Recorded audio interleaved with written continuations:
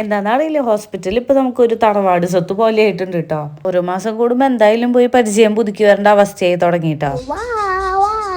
നീരപ്പന് വല്ലാത്തൊരു വയറുവേദന 2 ദിവസമായിട്ട്. അപ്പൊ അതൊന്ന് കാണിക്കാ വെച്ചിട്ട് ആദ്യം ഞാൻ വിചാരിച്ചു നോണ പറയാന്നാ, പിന്നെ കാര്യം സീരിയസ് ആന്ന് മനസ്സിലായി.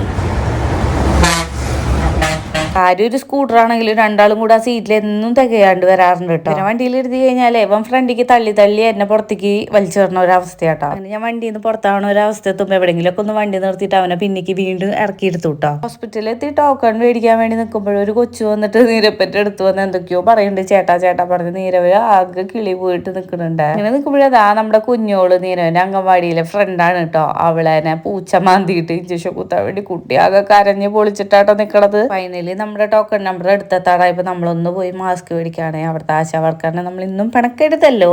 അങ്ങനെ മാസ്ക് മേടിച്ച് കെട്ടാൻ നിൽക്കുമ്പോഴാ വല്ലാത്തൊരു മഴയുടെ സൗണ്ട്. നമ്മൾ ഇങ്ങോട്ട് ഓടി വന്ന പോലെ അങ്ങോട്ട് തിരിച്ചോടാൻ വേണ്ടി 2 ചെക്കന്മാരെ നിൽക്കിട്ടുണ്ടായിരുന്നു. നല്ല കോമഡി ആയിരുന്നു കേട്ടോ. ഞാനിങ്ങനെ മഴ കണ്ടപ്പോൾ ആലോചിച്ചതേ, തുണികളൊന്നും പുറത്ത് വിരിച്ചിട്ടിട്ടല്ലോ വന്നത് എന്നാണ് കേട്ടോ. ദൈവം സഹായിച്ച് അങ്ങനെ ചെയ്തില്ല, അല്ലെങ്കിൽ അങ്ങനെ ഇട്ടിട്ടാ വരാറ്. കാര്യം നമ്മുടെ ടോക്കൺ നമ്പർ 134ആണ്. 2 ഡോക്ടർമാരുണ്ടായിട്ടും ദൈവം സഹായിച്ച് 110 ടോക്കൺ വിളിച്ചപ്പോ പിന്നെ രണ്ടാളും 2 വഴിക്ക് പോയിട്ടോ. വേഗം കാണിക്കാൻ പറ്റുന്നുള്ള പ്രതീക്ഷയിലായിരുന്നതെങ്കിലും 1 മണിക്കൂറായിട്ടും വിളിക്കണാണല്ലേ. അങ്ങനെ ഞങ്ങൾ മാസ്ക് ഒക്കെ ചൂടെടുത്ത് അഴിക്കാൻ തുടങ്ങിട്ടോ. 6